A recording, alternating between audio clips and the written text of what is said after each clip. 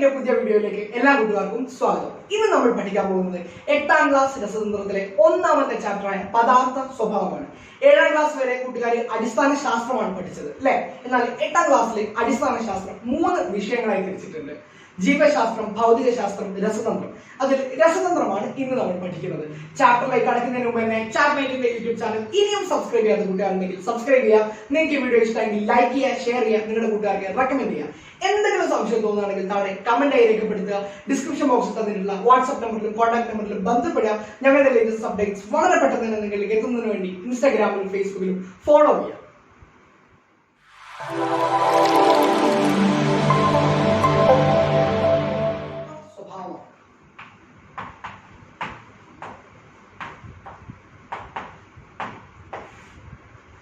ഈ ചാപ്റ്ററിൽ പദാർത്ഥങ്ങളെ കുറിച്ചാണ് നമ്മൾ പഠിക്കുന്നത്. അവയുടെ സ്വഭാവം എങ്ങനെയാണ്, അവയുടെ സവിശേഷതകൾ എന്തൊക്കെയാണ്, ഇതാണ് നമ്മൾ പഠിക്കുന്നത്. ആദ്യം തന്നെ കൂട്ടുകാർക്ക് ടെക്സ്റ്റ് ബുക്കിൽ ഒരു ചിത്രം കാണാം. ഞാനിവിടെ സൈഡിൽ കൊടുത്തിട്ടുണ്ട്. എന്താ ചിത്രത്തിൽ കൂട്ടുകാർ കാണുന്നത്? എന്തൊക്കെ വസ്തുക്കളെ കാണുന്നത്? ഒരുപാട് വസ്തുക്കൾ കൊടുത്തിട്ടുണ്ട് അല്ലെ. എന്തൊക്കെയാ കാണുന്നത്? ഒന്ന് പറഞ്ഞു നോക്കിയേ. ഒരു ബലൂൺ കാണാം അല്ലെ. വായു നിറച്ച ബലൂൺ, ജലം നിറച്ച ടംബ്ലർ, പെൻസിൽ കാണാം അല്ലെ, ഇൻസ്ട്രുമെന്റ് ബോക്സ്,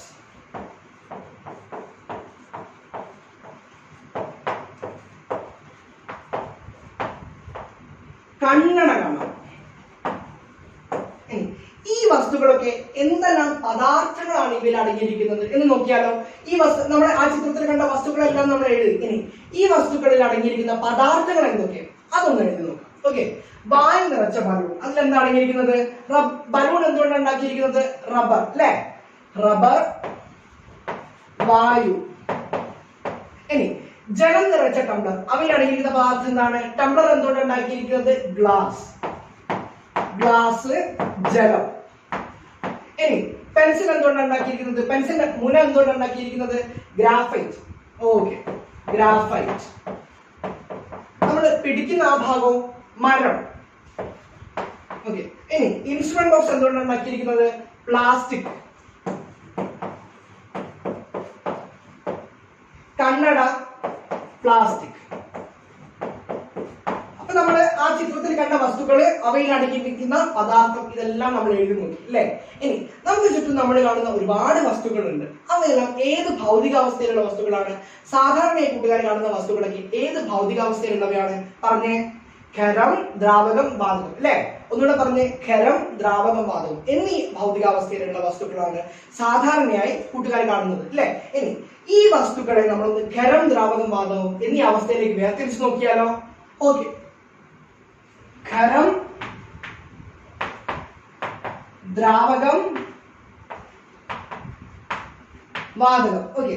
ഈ 3 അവസ്ഥയിലാണ് കൂട്ടുകാർ സാധാരണയായിട്ട് വസ്തുക്കളെ കാണുന്നത് അല്ലെ. ഇനി നമ്മൾ ആ വസ്തുക്കളെ ഈ ടെക്സ്റ്റ് ബുക്കിൽ തന്നിരിക്കുന്ന വസ്തുക്കളെ ഒന്ന് എഴുതി നോക്കിയാലോ. കൂട്ടുകാർ പറഞ്ഞേ. വായു നിറച്ച ബലൂൺ. ബലൂൺ ഏത് അവസ്ഥയിലാ? ഖരം. ബലൂൺ. ജലം നിറച്ച ടംബ്ലർ. ടംബ്ലർ ഏത് അവസ്ഥയിലാ? ഖരം. ടംബ്ലർ. ഇനി പെൻസിലോ? പറഞ്ഞേ. ഖരം. Instrument box? ഖരം.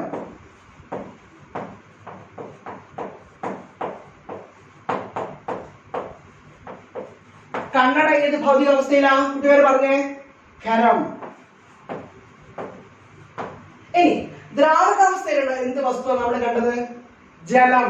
ടംബ്ലറിൽ നിറച്ച ജലം. ഇനി വാതകാവസ്ഥയിൽ കണ്ടതോ? വായു. വായു നിറച്ച ബലൂൺ. ബലൂണിനകത്തുള്ള വായു വാതകാവസ്ഥയിലാണ്. ഓക്കെ. അപ്പൊ നമ്മൾ കണ്ടു, ഇങ്ങനെ വേർതിരിക്കാൻ പറ്റി. ഇനി കൂട്ടുകാർക്ക് ഞാൻ വേറെ കുറച്ച് വസ്തുക്കൾ തന്നാല് കൂട്ടുകാരെ ഇങ്ങനെ വേർതിരിച്ച് എഴുതി തരാൻ പറ്റുമോ? ഏത് വസ്തുക്കൾ എന്നാലും എഴുതാൻ പറ്റുമോ? നമുക്ക് നോക്കിയാലോ. ഓക്കെ. നമുക്ക് ഞാൻ ഇവിടെ കുറച്ച് വസ്തുക്കൾ എഴുതാം. കൂട്ടുകാർ അതൊന്ന് വേർതിരിച്ച് നോക്കും. ഓക്കെ. ഖരം, ദ്രാവകം, വാതകം. ഓക്കെ. ഇനി ഞാൻ തരാൻ പോകുന്നത് കൂട്ടുകാരെ ശ്രദ്ധിച്ചേ. കൂട്ടുകാർ തന്നെ ഒന്ന് എഴുതി നോക്കൂ. വെളിച്ചെണ്ണ,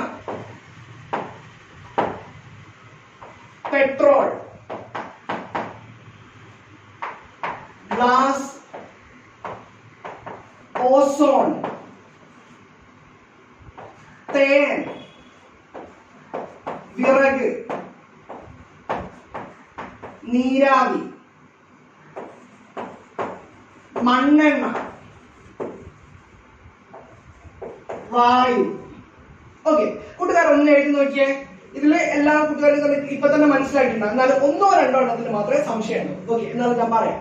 വെളിച്ചെണ്ണ ഏത് അവസ്ഥയിലാ? ഖരാവസ്ഥയിലാണോ? അല്ല, ദ്രാവകാവസ്ഥയിലാണ് അല്ലേ? ഓക്കെ, പെട്രോളോ? പെട്രോൾ ഏത് അവസ്ഥയിലാ? ദ്രാവകം. ഗ്ലാസ് ഏത് അവസ്ഥയിലാ? ഖരം. ഇനി ഓസോൺ. ഓസോൺ എന്താ? നമ്മുടെ ഭൂമിയെ സംരക്ഷിക്കുന്ന രക്ഷാകവചമാണ് ഓസോൺ. ഓസോൺ പാളി കേട്ടിട്ടില്ലേ? ഓസോൺ എന്താ? വാതകാവസ്ഥയിലാണ്. ഓക്കെ, ഇനി തേൻ ഏതവസ്ഥയിലാ? തേൻ ദ്രാവകമാണല്ലേ? ഓക്കെ, ഇനി വിറക് ഏതവസ്ഥയിലാ? ഖരം. ഇനി നീരാവി ഏതവസ്ഥയിലാ? കൂട്ടുകാർ പറഞ്ഞേ. വാതകം. ഓക്കെ, ഇനി മണ്ണെണ്ണ ഏതവസ്ഥയിലാ? ദ്രാവകം. വായു വാതകം. ഓക്കെ, അപ്പൊ കൂട്ടുകാർക്ക് മനസ്സിലായി. ഇങ്ങനെ ഇനി ഏത് വസ്തുക്കൾ തന്നാലും കൂട്ടുകാർക്ക് ഖരം, ദ്രാവകം, വാതകം എന്നീ അവസ്ഥയിലേക്ക് തരംതിരിച്ച് എഴുതാൻ പറ്റും അല്ലെ? മനസ്സിലായോ? എന്തെങ്കിലും സംശയം ഉണ്ടെങ്കിൽ താഴെ കമന്റ് ചെയ്യാം. ഓക്കെ, നമുക്ക് ഈ പദാർത്ഥങ്ങളുടെ സവിശേഷതകൾ എന്തൊക്കെ നോക്കാം. പദാർത്ഥങ്ങളുടെ പ്രത്യേകതകൾ, അവയുടെ സ്വഭാവം, ഇതൊക്കെ നോക്കാം. ഓക്കെ, അതിനായിട്ട് നമുക്ക് 3 പരീക്ഷണം ചെയ്യാനുണ്ട്. വളരെ ഈസി ആയിട്ടുള്ള പരീക്ഷണമാണ്. ഓക്കെ, ആ പരീക്ഷണങ്ങളിലൂടെ നമുക്ക് ഈ പദാർത്ഥത്തിന്റെ സവിശേഷതകൾ എന്തൊക്കെ എന്ന് നോക്കാം. ഓക്കെ, കൂട്ടുകാർക്ക് ടെക്സ്റ്റ് ബുക്കിൽ ഒരു ചിത്രം കാണാം, 3.1 അല്ലെ? ആ പരീക്ഷണം ചെയ്ത് നോക്കിയാലോ? ഓക്കെ, എന്താ ചിത്രത്തിൽ കാണുന്നത്? കൂട്ടുകാർ എന്താ ചിത്രത്തിൽ കാണുന്നത്? ഒരു ബീക്കറില് വെള്ളം എടുത്തിട്ടുണ്ട് അല്ലെ? ഒരു ബീക്കറിൽ വെള്ളം എടുത്തിട്ടുണ്ട് കാണാം. ഞാനിവിടെ ഒരു ബീക്കർ എടുത്തു, അതിൽ ഞാൻ 3/4 ഭാഗത്തോളം വെള്ളം എടുത്തു. ഓക്കെ, ഈ ബീക്കറിൽ ഞാൻ വെള്ളം എടുത്തിട്ട് കാണാം. പിന്നെന്താ കാണുന്നത്? ആ ബീക്കറിലേക്ക് ഒരു നൂലിൽ കെട്ടിയ കല്ല് ഇറക്കി വെക്കുന്നത് കാണാം അല്ലെ? അപ്പൊ ഈ നൂലിൽ കല്ല് കെട്ടി ഇറക്കുന്നതിന് മുമ്പ് ഉള്ള ജലനിരപ്പ് ഞാനിവിടെ അടയാളപ്പെടുത്തുന്നുണ്ട്. ഓക്കെ, ഇനി ഞാൻ നൂലിൽ കല്ല് കെട്ടി ഇറക്കാം.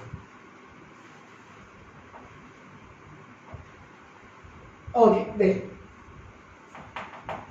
കല്ല് ഞാൻ കെട്ടി ഇറക്കാം. ഓക്കെ, അപ്പൊ എന്താ സംഭവിക്കുന്നത്? നമുക്ക് നോക്കാം. ആദ്യം നമ്മൾ ഈ പരീക്ഷണം ഒന്ന് എഴുതി നോക്കാം. ഓക്കെ, ഈ പരീക്ഷണത്തിന് ആവശ്യമായ സാമഗ്രികൾ ഒന്ന് പറഞ്ഞ കൂട്ടുകാര്. എന്തൊക്കെയാണ് നമുക്ക് ഈ പരീക്ഷണത്തിന് ആവശ്യമായിട്ടുള്ള സാമഗ്രികൾ എന്ന് പറഞ്ഞേ? ടംബ്ലർ അല്ലെ? ടംബ്ലർ വേണം. ടംബ്ലർ മാത്രം മതിയോ? അല്ല, അതില് ജലം വേണം. പിന്നെയോ നൂലില് കെട്ടി തൂക്കിയ ഒരു കല്ല് വേണം അല്ലെ? ഇതാണ് ഈ പരീക്ഷണത്തിന് ആവശ്യമായ സാമഗ്രികൾ. ഇനി പരീക്ഷണ ക്രമം ഒന്ന് എഴുതി നോക്കിയാലോ?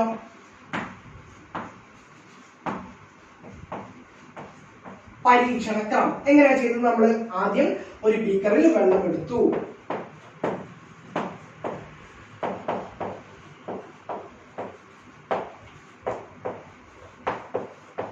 എന്നിട്ടോ നൂലില് കല്ല് കെട്ടി ഇറക്കി അല്ലെ? നൂലില് കല്ല് കെട്ടി ജലത്തിൽ ഇറക്കി വെച്ചു.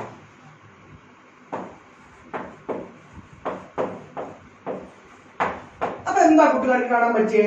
ഈ കല്ല് താഴെ നൂലിൽ കെട്ടി ഇറക്കിയപ്പോ എന്ത് മാറ്റം ഉണ്ടാവുന്നത്? കൂട്ടുകാരെ സൂക്ഷിച്ചു നോക്കിയപ്പോ എന്ത് മാറ്റം ഉണ്ടാവുന്നത്? ജലനിരപ്പ് ഉയരുന്നതായി കാണാം അല്ലെ? ജലനിരപ്പ് ഉയരുന്നതായി കാണാം. ആദ്യം എത്രയായിരുന്നു ജലനിരപ്പ് ഉണ്ടായിരുന്നത്? ഇത്രയായിരുന്നു അല്ലെ? ഇതുവരെ ആയിരുന്നു ജലനിരപ്പ് ഉണ്ടായിരുന്നത്. എന്നാൽ ഈ കല്ല് കെട്ടി ഇറക്കിയപ്പോ ജലനിരപ്പ് ഇത്രയും ഭാഗമായിട്ട് ഉയർന്നു അല്ലെ? ഇതാണ് കൂട്ടുകാരുടെ നിരീക്ഷണം. ഓക്കെ, നമുക്കൊന്ന് എഴുതി നോക്കാം. എന്താണ് നിരീക്ഷണം? നിരീക്ഷണം: ജലനിരപ്പ് ഉയരുന്നതായി കണ്ടു. ജലനിരപ്പ് ഉയർന്നു. ഓക്കെ, ഇനി നിഗമനം. എന്തുകൊണ്ടായിരിക്കാം ജലനിരപ്പ് ഉയർന്നത് എന്ന് പറഞ്ഞു നോക്കിയാൽ എന്തുകൊണ്ടായിരിക്കും ജലനിരപ്പ് ഉയർന്നത്? നമ്മൾ ആദ്യം ഈ ടംബ്ലറിൽ ജലം എടുത്തപ്പോൾ ഇതുവരെ മാത്രമായിരുന്നു ജലനിരപ്പ്. എന്നാൽ ഈ കല്ല് ഇറക്കിയപ്പോ ജലനിരപ്പ് ഇത്രയും ഉയർന്നു. എന്തുകൊണ്ടായിരിക്കാം? അതെ, കല്ലിന് സ്ഥിതി ചെയ്യാൻ സ്ഥലം ആവശ്യമാണ് അല്ലെ? ഈ കല്ലിന് ആദ്യം ഇത്രയും ഭാഗത്ത് ജലമായിരുന്നു, ഇത്രയും ഭാഗത്ത് ജലം ഉണ്ടായിരുന്നു. എന്നാൽ ഈ കല്ല് ഇറക്കി വെച്ചപ്പോ ആ ഭാഗത്ത് ജലം ഇല്ല. അതിന് പകരം ആ ഭാഗത്ത് കല്ലിന് സ്ഥിതി ചെയ്യാൻ സ്ഥലം ആവശ്യമായി വന്നു. അതുകൊണ്ടാണ് ജലനിരപ്പ് ഉയർന്നത്. അപ്പൊ എന്തുകൊണ്ടാണ് ജലനിരപ്പ് ഉയർന്നത്? നിഗമനം പറഞ്ഞേ. കല്ലിന് സ്ഥിതി ചെയ്യാൻ സ്ഥലം ആവശ്യമായി വന്നു, ആവശ്യമാണ്.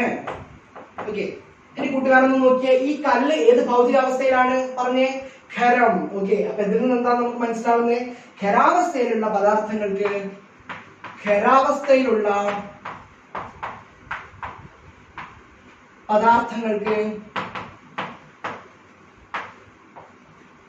സ്ഥിതി ചെയ്യാൻ സ്ഥലം ആവശ്യമാണ്, അല്ലേ? ഓക്കെ, കൂട്ടുകാർ ഒന്നുകൂടി വായിച്ചേ. ഖരാവസ്ഥയിലുള്ള പദാർത്ഥങ്ങൾക്ക് സ്ഥിതി ചെയ്യാൻ സ്ഥലം ആവശ്യമാണ്. അപ്പൊ ഈ പരീക്ഷണം 3.1 നമ്മൾ ചെയ്തു. എന്തൊക്കെയാ ചെയ്തത് കൂട്ടുകാർ ഒന്നുകൂടെ പറഞ്ഞേ. ആദ്യം നമ്മൾ ഒരു ബീക്കർ എടുത്തു, അല്ലെ? ആ ബീക്കറില് നമ്മൾ മുക്കാഭാഗത്തോളം ജലമെടുത്തു, അല്ലെ? മുക്കാഭാഗത്തോളം ജലമെടുത്തു. എന്നാല് അതിലേക്ക് നമ്മൾ ഒരു നൂലിൽ ഒരു കല്ല് കെട്ടി തൂക്കിയപ്പോ ജലനിരപ്പ് ഉയരുന്നതായി കണ്ടു, അല്ലെ? ആദ്യം ഇത്രയായിരുന്നു ജലനിരപ്പ്, എന്നാൽ പിന്നെ ഈ കല്ല് കെട്ടിയിറക്കിയപ്പോ ജലനിരപ്പ് ഉയരുന്നതായി കണ്ടു, അല്ലെ? അപ്പൊ നമ്മൾ അതിനുള്ള സാമഗ്രികൾ എഴുതി, പരീക്ഷണം എങ്ങനെയാ ചെയ്തതെന്നുള്ള പരീക്ഷണക്രമം എഴുതി, അതിൽ കൂട്ടുകാരെന്താ നിരീക്ഷിച്ചത് എഴുതി, പിന്നെ അതിൽ നിന്ന് മനസ്സിലായ നിഗമനം എഴുതി. ഓക്കെ, ഇനി നമുക്ക് അടുത്ത പരീക്ഷണം ചെയ്തു നോക്കാം. പരീക്ഷണം 3.2. ഇത് കൂട്ടുകാരെല്ലാവരും ചെയ്ത, നമ്മളൊക്കെ വീട്ടിൽ ചെയ്ത പരീക്ഷണം തന്നെയാണ്. അത് ഞാൻ ഒന്നുകൂടെ ചെയ്യാന്ന് പറഞ്ഞു. ഓക്കെ, എന്താ കൂട്ടുകാർ കാണുന്നത്? ഒരു ട്രഫില് ജലം എടുത്തിട്ടുണ്ട്, അല്ലെ? ഒരു ട്രഫില് ജലം എടുത്തിട്ടുണ്ട്. എത്ര ജലം എടുത്തു? ഏകദേശം മുക്കാഭാഗത്തോളം ട്രഫില് നമ്മൾ ജലം എടുത്തിട്ടുണ്ട്. ഓക്കെ, ജലം എടുത്തിട്ടുണ്ട് ഈ ട്രഫില്. എന്നിട്ടെന്താ ചെയ്തത്? അതിലേക്ക് ലംബമായി ഒരു നല്ല നനവെല്ലാം തുടച്ച്, നല്ല ഡ്രൈ ആയിട്ടുള്ള നനവെല്ലാം പോക്കിയ നനവൊക്കെ തുടച്ച് മാറ്റിയ ശേഷം ഒരു ടംബ്ലർ ലംബമായി ഇറക്കി വെച്ചു. ഓക്കെ, ഒരു ടംബ്ലർ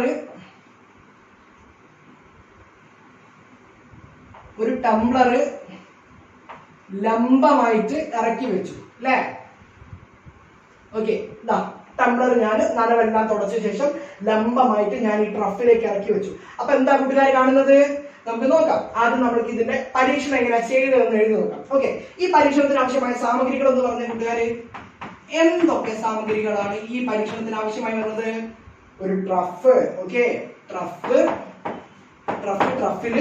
ജലം, എന്നിട്ടോ ഒരു ടംബ്ലർ, നനവെല്ലാം തുടച്ച ഒരു ടംബ്ലർ. ഓക്കെ, ഇനി പരീക്ഷണ ക്രമം പറഞ്ഞേ എങ്ങനെയാണ് നമ്മൾ ഈ പരീക്ഷണം ചെയ്തത്?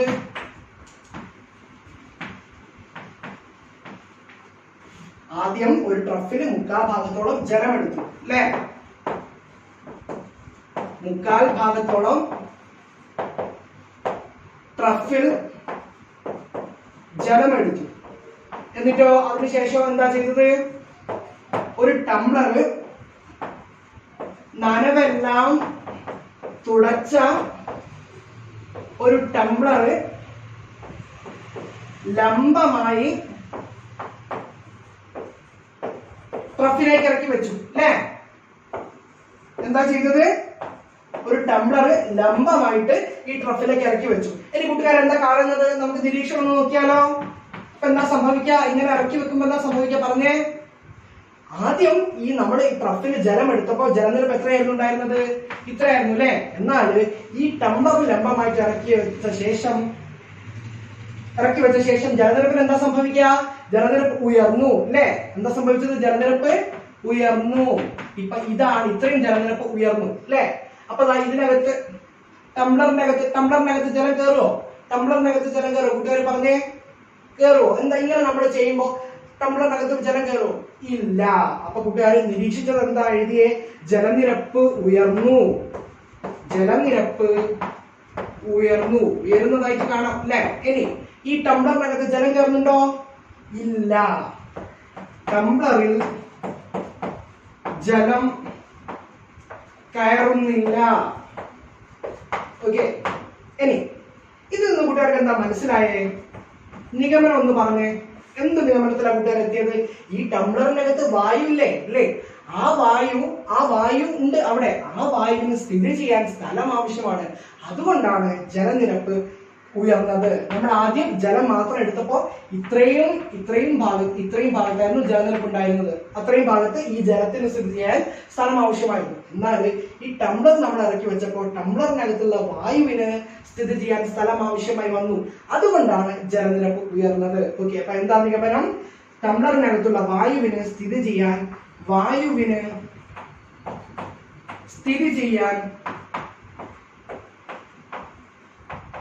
സ്ഥലം ആവശ്യമായി വന്നു. പറഞ്ഞേ, വായുവിന് സ്ഥിതി ചെയ്യാൻ സ്ഥലം ആവശ്യമായി വന്നു. അപ്പൊ ഈ പരീക്ഷണത്തിൽ നിന്ന് കൂട്ടുകാർക്ക് എന്താ മനസ്സിലായത്? ഈ വായു ഏത് ഭൗതികാവസ്ഥയിലാണ് വായു? പറഞ്ഞേ, വാതകം അല്ലേ? അപ്പോ വാതകാവസ്ഥയിലുള്ള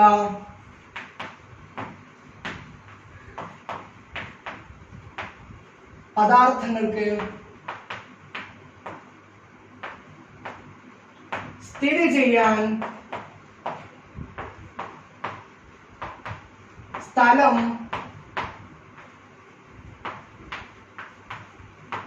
ആവശ്യമാണ്. ഒന്നുകൂടെ വായിച്ചേ.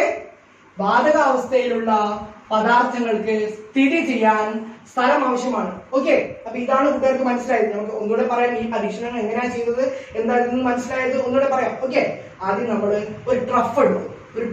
ആ ട്രഫില് 1/4 ഭാഗത്തോളം ജലം എടുത്തു. 1/4 ഭാഗത്തോളം ട്രഫില് ജലം എടുത്തു അല്ലെ? 1/4 ഭാഗത്തോളം ജലം എടുത്തു. എന്നിട്ട് നനവെല്ലാം തുടച്ച ഒരു ടംബ്ലർ ലംബമായി നമ്മൾ ഇറക്കി വെച്ചു അല്ലെ? നനവെല്ലാം തുടച്ച ഒരു ടംബ്ലർ നമ്മൾ ലംബമായിട്ട് ഇറക്കി വെച്ചു. അപ്പൊ എന്താ സംഭവിച്ചത്? ഈ ടംബ്ലറിനകത്ത് ജലം കയറുന്നുണ്ടോ? ഇല്ല, ടംബ്ലറിനകത്ത് ജലം കയറിയില്ല. അപ്പൊ അതിന് ജലനിരപ്പിന് എന്താ സംഭവിച്ചത്? ജലനിരപ്പ് ഉയർന്നു. ജലനിരപ്പ് ആദ്യം ഉണ്ടായിരുന്ന ഈ നിരപ്പിൽ നിന്നും ജലനിരപ്പ് ഉയർന്നതായി കൂട്ടുകാർക്ക് കാണാം അല്ലെ? അപ്പൊ എന്തുകൊണ്ടാണ് ജലനിരപ്പ് ഉയർന്നത്? എന്ത് നിഗമനത്തിലാണ് കൂട്ടുകാർ എത്തിയത്? ടംബ്ലറിനകത്തെ വായുവിന് സ്ഥിതി ചെയ്യാൻ സ്ഥലം ആവശ്യമാണ്. അതുകൊണ്ടാണ് ജലനിരപ്പ് ഉയർന്നത് അല്ലെ? വായുവിന് സ്ഥിതി ചെയ്യാൻ സ്ഥലം ആവശ്യമായി വന്നു. അതുകൊണ്ടാണ് ജലനിരപ്പ് ഉയർന്നത്. ഇതിൽ നിന്ന് കൂട്ടുകാർക്ക് പൊതുവായി എന്താ മനസ്സിലായത്? ഈ വായു ഏത് ഭൗതികാവസ്ഥയിലാണ്? വാതകം. ഓക്കെ, അപ്പൊ വാതകാവസ്ഥയിലുള്ള പദാർത്ഥങ്ങൾക്ക് സ്ഥിതി ചെയ്യാൻ സ്ഥലം ആവശ്യമാണ്. ഓക്കെ, മനസ്സിലായോ? ഓക്കെ, നമുക്ക് അടുത്ത പരീക്ഷണം ചെയ്തു നോക്കാം. പരീക്ഷണം 3.3. ഓക്കെ, എന്താ കാണുന്നത്? എന്തൊക്കെ സാമഗ്രികളാണ് ഉപയോഗിച്ചിട്ടുള്ളത്? ഒരു സ്കെയിൽ കാണാം അല്ലെ? ആദ്യം ഒരു സ്കെയിൽ കാണാം. ഒരു സ്കെയില് 30 സെന്റിമീറ്റർ നീളമുള്ള ഒരു സ്കെയിൽ കാണാം. ആ സ്കെയിലിന്റെ 2 അഗ്രഭാഗത്തായിട്ട് 2 ബലൂണ് നൂലില് കെട്ടി വെച്ചിരിക്കുന്നത് കാണാം. ഓക്കെ, അതിന്റെ 2 അഗ്രഭാഗത്തായി 2 ബലൂണ് കെട്ടി വെച്ചിരിക്കുന്നത് കാണാം. തുല്യ അളവിലുള്ള 2 ബലൂണില് വായു നിറച്ച് വീർപ്പിച്ച് കെട്ടി വെച്ചത് കാണാം. ഓക്കെ, ഇനി ഈ സ്കെയിൽ നമ്മള് ഒരു ചരടിൽ ഇങ്ങനെ കെട്ടി വെച്ചിട്ടുണ്ട്. ഓക്കെ, ഇങ്ങനെ കെട്ടി വെച്ചിട്ടുണ്ട്. അപ്പോ ഒരു 30 സെന്റിമീറ്റർ നീളമുള്ള ഒരു സ്കെയിൽ എടുത്തു. ആ സ്കെയിലിന്റെ 2 അഗ്രഭാഗങ്ങളിലായിട്ട് വായു നിറച്ച 2 ബലൂൺ നമ്മൾ നൂലിൽ കെട്ടി വെച്ചു. ഓക്കെ, ഇനി ഒരു ബലൂണിന്റെ മുകളിൽ നമ്മൾ ഒരു സെല്ലോ ടാപ്പ് ഒട്ടിക്കും. ചെറിയ ഒരു സെല്ലോ ടാപ്പ് ഒട്ടിച്ചു. എന്നിട്ട് ആ സെല്ലോ ടാപ്പ് ഒട്ടിച്ചിട്ട് ഇനി എന്താ ചെയ്യാൻ പോകുന്നത് നമുക്ക് നോക്കാം. അതിനു മുമ്പ് ഈ പരീക്ഷണ സാമഗ്രികളൊന്ന് എഴുതി നോക്കിയാലോ? ഓക്കെ, സാമഗ്രികൾ കൂട്ടുകാർ പറഞ്ഞേ, എന്തൊക്കെ സാമഗ്രികളാണ് ഈ പരീക്ഷണത്തിന് ഉപയോഗിച്ചിട്ടുള്ളത്? 30 സെന്റിമീറ്റർ നീളമുള്ള ഒരു സ്കെയിൽ, പിന്നെയോ 2 ബലൂൺ, പിന്നെ സെല്ലോ ടാപ്പ്,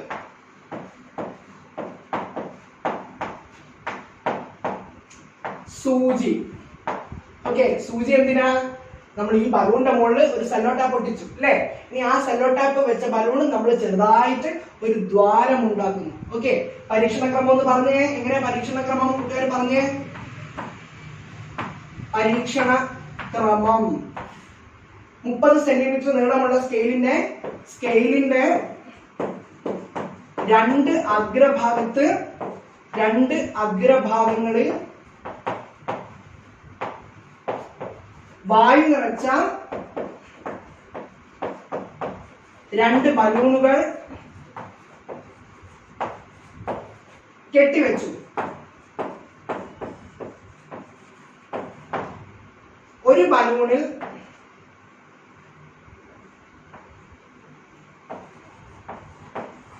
ബലൂണിൽ സെല്ലോ ടാപ്പ് ഒട്ടിച്ചു. സെല്ലോ ടാപ്പ് ഒട്ടിച്ചു. എന്നിട്ടോ എന്താ ചെയ്തത്? ഒരു സൂചി കൊണ്ട് ആ ബലൂണിൽ ഒരു ദ്വാരം ഉണ്ടാക്കി, അല്ലേ? ഒരു ദ്വാരം ഉണ്ടാക്കി. അപ്പൊ കൂട്ടുകാർക്ക് എന്താ കൂട്ടുകാർ കാണുന്നത്? എന്താ കൂട്ടുകാരുടെ നിരീക്ഷണം? പറഞ്ഞേ, എന്താ കൂട്ടുകാരുടെ നിരീക്ഷണം? ഇവിടെ ദ്വാരം ഇട്ടിട്ട് ഈ ബലൂൺ ചെറുതായി ഇതിൽ നിന്നും വായു പുറത്തു കടക്കാൻ തുടങ്ങി, അല്ലേ? ഇതിൽ നിന്നും വായു പുറത്ത് കടക്കാൻ തുടങ്ങി. അപ്പൊ എന്താ മനസ്സിലാവുന്നത്? ഇതിൽ നിന്നും വായു പുറത്ത് കിടക്കുമ്പോ ഈ ബലൂൺ എന്ത് സംഭവിക്കും? ഈ ബലൂണ് മുകളിലേക്ക് ഉയരുകയും ഇത് താഴേക്ക് വരികയും ചെയ്യും, അല്ലേ? ഈ ബലൂണ് ഉയരും, ഈ ബലൂണ് താഴും. കാരണം നമ്മൾ ഇത് ത്രാസിൽ തൂക്കണ പോലെ ഇതിന്റെ ഭാരം കൂടുകയും ഭാരം കൂടിയ ഭാഗത്തേക്ക് ഈ സ്കെയിൽ ചരിയും. അതായത് സ്കെയില് ഇങ്ങോട്ട് വരും, താഴും, അല്ലെ? കാരണം ഇവിടെ ഈ ബലൂണിൽ നിറച്ചിരുന്ന വായു പുറത്ത് കിടക്കും. അതോടെ ഇവിടെ ഭാരം കുറയില്ലേ? ഭാരം കുറയുമ്പോൾ എന്ത് സംഭവിക്കും? ഭാരം കൂടിയ ഭാഗത്തേക്ക് സ്കെയിൽ ചെയ്യും, അല്ലെ? ഇതല്ലേ കൂട്ടുകാരുടെ നിരീക്ഷണം? ഓക്കെ, ഇനി എഴുതി നോക്കാം. ഭാരം കൂടിയ ഭാഗത്തേക്ക്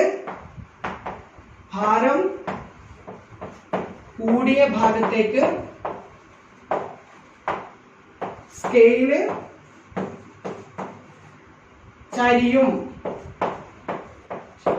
ഓക്കെ, ഇനി എന്തുകൊണ്ടാണ് ഇങ്ങനെ നമ്മൾ ദ്വാരം ഉണ്ടാക്കുമ്പോൾ ഇതിന്റെ ഭാരം കൂടിയത്? എന്താണ് കൂട്ടുകാർക്ക് ഇതിൽ നിന്ന് മനസ്സിലാവുന്നത്? ഒന്ന് പറഞ്ഞേ. ഈ ബലൂണിൽ നിറച്ച വായുവിന് ഭാരമുണ്ട്, അല്ലെ? ആ വായുവിന് നമ്മൾ ഒരു ദ്വാരം ഇട്ടപ്പോൾ ആ വായു പുറത്ത് കിടന്നു. അങ്ങനെ ഈ ബലൂണിന്റെ ഭാരം കുറഞ്ഞു. അപ്പൊ എന്താ മനസ്സിലാവുന്നത്? വായുവിന് ഭാരമുണ്ട്, അല്ലെ? വായുവിന് മാസ് ഉണ്ട്.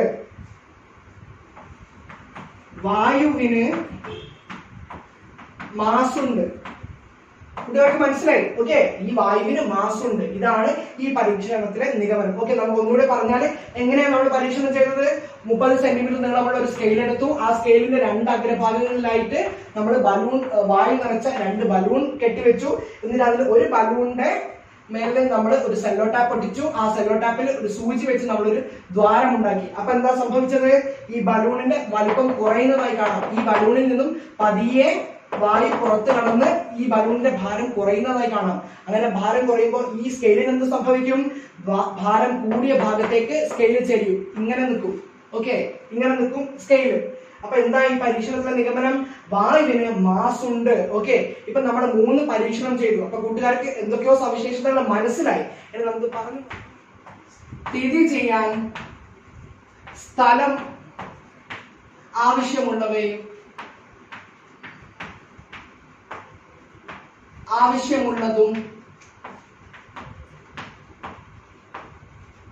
മാസുള്ളതുമായ എന്തിനേയും ദ്രവ്യം അഥവാ പദാർത്ഥം എന്ന് പറയുന്നു. ഓക്കെ, കൂട്ടുകാർ വായിച്ചേ. സ്ഥിതി ചെയ്യാൻ സ്ഥലം ആവശ്യമുള്ളതും മാസുള്ളതുമായ എന്തിനേയും ദ്രവ്യം അഥവാ പദാർത്ഥം എന്ന് പറയുന്നു. ഓക്കെ, സ്ഥിതി ചെയ്യാൻ ആവശ്യമായ സ്ഥലത്തിന് എന്താ പറയാ? വ്യാപ്തം. ഓക്കെ, സ്ഥിതി ചെയ്യാൻ ആവശ്യമായ സ്ഥലത്തിന് എന്താ പറയാ? വ്യാപ്തം. ഓക്കെ, വ്യാപ്തം. ഇനി നമ്മൾ 3 പരീക്ഷണങ്ങൾ നമ്മൾ ചെയ്തു, അല്ലെ? 3 പരീക്ഷണങ്ങൾ നമ്മൾ ചെയ്തു. അവയുടെ നിരീക്ഷണം, നിഗമനം ഇവയൊക്കെ എഴുതി, അല്ലെ? ഇനി ആ പരീക്ഷണങ്ങളിൽ നിന്നും കൂട്ടുകാർക്ക് ഖരം, ദ്രാവകം, വാതകം എന്നീ അവസ്ഥയെ പറ്റി എന്തെല്ലാം സവിശേഷതകളാണ് മനസ്സിലായത്? കൂട്ടുകാർ പറഞ്ഞ ഖരാവസ്ഥയിലുള്ള പദാർത്ഥങ്ങളുടെ എന്ത് സവിശേഷതകളാണ് കൂട്ടുകാർക്ക് മനസ്സിലായത്? ആദ്യത്തെ പരീക്ഷണങ്ങളിൽ എന്ത് മനസ്സിലായി? ഖരാവസ്ഥയിലുള്ള പദാർത്ഥങ്ങൾക്ക് സ്ഥിതി ചെയ്യാൻ സ്ഥലം ആവശ്യമാണ്, അല്ലെ? അത് മനസ്സിലായി. ഖരാവസ്ഥയിലുള്ള പദാർത്ഥങ്ങൾക്ക് സ്ഥിതി ചെയ്യാൻ സ്ഥലം ആവശ്യമാണ്. അത് മനസ്സിലായി. ഇനിയോ ദ്രാവകാവസ്ഥയിലുള്ള പദാർത്ഥങ്ങളുടെ എന്ത് സവിശേഷത മനസ്സിലായത്? ദ്രാവകാവസ്ഥയിലുള്ള പദാർത്ഥങ്ങൾക്കും സ്ഥിതി ചെയ്യാൻ സ്ഥലം ആവശ്യമാണ്. ദ്രാവകാവസ്ഥയിലുള്ള പദാർത്ഥങ്ങൾക്കും സ്ഥിതി ചെയ്യാൻ സ്ഥലം ആവശ്യമാണ്. സ്ഥിതി ചെയ്യാൻ സ്ഥലം ആവശ്യമാണ് അല്ലെ. പിന്നെന്താ മനസ്സിലായത് ദ്രാവകാവസ്ഥയിലുള്ള പദാർത്ഥങ്ങൾക്ക് മാസ് ഉണ്ട് അല്ലെ. ഇനി വാതകാവസ്ഥയിലുള്ള പദാർത്ഥങ്ങളുടെ എന്ത് സവിശേഷതകളാണ് കൂട്ടുകാർക്ക് മനസ്സിലായത്? പറഞ്ഞേ. വാതകാവസ്ഥയിലുള്ള പദാർത്ഥങ്ങൾക്ക് സ്ഥിതി ചെയ്യാൻ സ്ഥലം ആവശ്യമാണ്. പിന്നെന്താ മനസ്സിലായത്? സ്ഥിതി ചെയ്യാൻ സ്ഥലം ആവശ്യമാണ്. പിന്നെന്താ കൂട്ടുകാർക്ക് മനസ്സിലായത്? വാതകാവസ്ഥയിലുള്ള പദാർത്ഥങ്ങൾക്ക് മാസ് ഉണ്ട് അല്ലെ. മാസ് ഉണ്ട്. ഇത്രയും സവിശേഷതകൾ കൂട്ടുകാർക്ക് മനസ്സിലായി. ഇനി നമുക്ക് ഇതൊരു ടേബിൾ ആയിട്ട് എഴുതി നോക്കിയാലോ? ഓക്കെ. ദ്രാവകം, വാതകം. ഓക്കെ. ഖരം, ദ്രാവകം, വാതകം. മാസ് ഉണ്ട്, നിശ്ചിത വ്യാപ്തം ഉണ്ട്. നിശ്ചിത വ്യാപ്തം. മാസ്, നിശ്ചിത വ്യാപ്തം, സ്ഥിരമായ ആകൃതി. ഓക്കെ. കൂട്ടുകാരൊന്ന് നോക്കിയേ. മാസ്, ഖരം, ദ്രാവകം, വാതകം. ഖരാവസ്ഥയിലുള്ള പദാർത്ഥത്തിന് മാസ് ഇല്ലേ? ഉണ്ട്. ദ്രാവകം ഉണ്ട്, വാതകം ഉണ്ട്. കൂട്ടുകാർക്ക് അറിയാം എങ്ങനെയാണ് ഖരം, ദ്രാവകം, വാതകം എന്നീ അവസ്ഥയിലുള്ള പദാർത്ഥങ്ങൾക്ക് മാസ് ഉള്ളത് എന്ന് അല്ലെ. ഞാൻ പറഞ്ഞു ആ പരീക്ഷണത്തില്. ഓക്കെ. ഇനി നിശ്ചിത വ്യാപ്തം. ഖരാവസ്ഥയിലുള്ള പദാർത്ഥങ്ങൾക്ക് വ്യാപ്തമുണ്ടോ? ഉണ്ട്. നമ്മൾ മനസ്സിലാക്കി അല്ലെ. ഇനി ദ്രാവകാവസ്ഥയിലുള്ള പദാർത്ഥങ്ങൾക്ക് നിശ്ചിത വ്യാപ്തമുണ്ടോ? ഉണ്ട്. ദ്രാവകാവസ്ഥയിലുള്ള പദാർത്ഥങ്ങൾക്ക് സ്ഥിതി ചെയ്യാൻ സ്ഥലം ആവശ്യമാണ് അല്ലെ. എന്നാൽ ഇനി വാതകാവസ്ഥയിലുള്ള പദാർത്ഥങ്ങൾക്ക് നിശ്ചിത വ്യാപ്തമുണ്ടോ? വാതകാവസ്ഥയിലുള്ള പദാർത്ഥങ്ങൾക്ക് സ്ഥിതി ചെയ്യാൻ സ്ഥലം, വ്യാപ്തം ആവശ്യമാണ്. സ്ഥിതി ചെയ്യാൻ സ്ഥലം ആവശ്യമാണ്. എന്നാൽ നിശ്ചിത വ്യാപ്തമുണ്ടോ? ഇല്ല. ഓക്കെ. അപ്പൊ വാതകാവസ്ഥയിലുള്ള പദാർത്ഥങ്ങൾക്ക് നിശ്ചിത വ്യാപ്തം ഇല്ല. നിശ്ചിത വ്യാപ്തം ഇല്ല. ഓക്കെ. ഇനി ഖരാവസ്ഥയിലുള്ള പദാർത്ഥങ്ങൾക്ക് സ്ഥിരമായ ആകൃതി ഉണ്ടോ? ഉണ്ട്. ദ്രാവകാവസ്ഥയിലുള്ളവയ്ക്കോ? കൂട്ടുകാർ പറഞ്ഞ സ്ഥിരമായ ആകൃതി ഉണ്ടോ? പറഞ്ഞേ. ഇല്ല. കാരണം നമ്മൾ ഒരു ലിറ്റർ വെള്ളം നമ്മൾ എന്ത് ചെയ്തു? ട്രഫിലെടുക്കുമ്പോൾ അതിന്റെ ആകൃതി എങ്ങനെയാ? അതേ ആകൃതിയിലാണോ? ഒരു ലിറ്റർ ബോട്ടിൽ, ഒരു ലിറ്റർ നമ്മൾ കുടിക്കാൻ വാങ്ങുന്ന കുടിവെള്ളമല്ലേ, അതിൽ ദ്രാവകത്തിന്റെ ആകൃതി ആണോ? അല്ല, വ്യത്യാസമാണ് അല്ലേ. അതുകൊണ്ട് ദ്രാവകാവസ്ഥയിലുള്ള പദാർത്ഥങ്ങൾക്ക് സ്ഥിരമായ ആകൃതി ഇല്ല. ഇനി വാതകാവസ്ഥയിലുള്ളവയ്ക്കോ? അത് ഞാൻ പറയണ്ട, കൂട്ടുകാർക്ക് തന്നെ അറിയാം. ഉണ്ടോ ഇല്ലയോ? പറഞ്ഞേ. ഇല്ല. ഓക്കെ. അപ്പൊ വാതകാവസ്ഥയിലുള്ള പദാർത്ഥങ്ങൾക്ക് സ്ഥിരമായ ആകൃതി ഇല്ല. ഓക്കെ. അപ്പൊ ഇത്രയും കാര്യമാണ് നമ്മൾ ഈ പരീക്ഷണങ്ങളിലൂടെ മനസ്സിലാക്കിയത്. ഇനി കൂട്ടുകാർക്ക് അധിക വായനയ്ക്ക് ടെക്സ്റ്റ് ബുക്കിൽ ഒരു ഭാഗം കൊടുത്തിട്ടുണ്ട്. പ്ലാസ്മയും മറ്റ് അവസ്ഥകളും. ഓക്കെ. പ്ലാസ്മയും മറ്റ് അവസ്ഥകളും. ദ്രവ്യത്തിന്റെ നാലാമത്തെ അവസ്ഥയാണ് പ്ലാസ്മ. ദ്രവ്യത്തിന്റെ നാലാമത്തെ അവസ്ഥയാണ് പ്ലാസ്മ. ഓക്കെ. എവിടെയാണ് പ്ലാസ്മ കാണപ്പെടുന്നത്? സൂര്യന്റെയും മറ്റു നക്ഷത്രങ്ങളുടെയും കേന്ദ്രഭാഗത്ത് ദ്രവ്യം പ്ലാസ്മ അവസ്ഥയിൽ കാണപ്പെടുന്നു. സൂര്യന്റെയും മറ്റു നക്ഷത്രങ്ങളുടെയും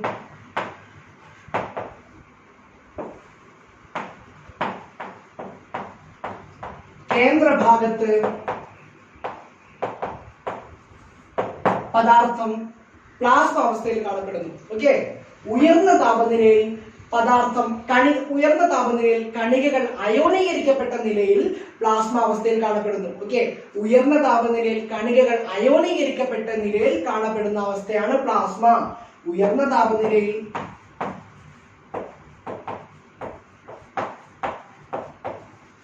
അയോണീകരിക്കപ്പെട്ട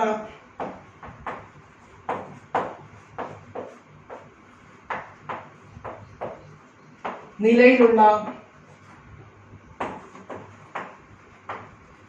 അവസ്ഥയാണ്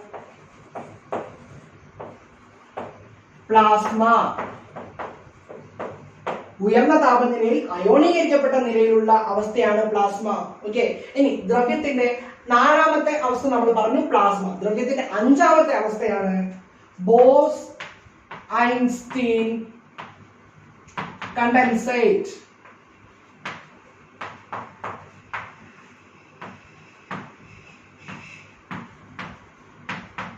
ദ്രവ്യത്തിന്റെ അഞ്ചാമത്തെ അവസ്ഥയാണ് ബോസ്-ഐൻസ്റ്റീൻ കണ്ടൻസേറ്റ്.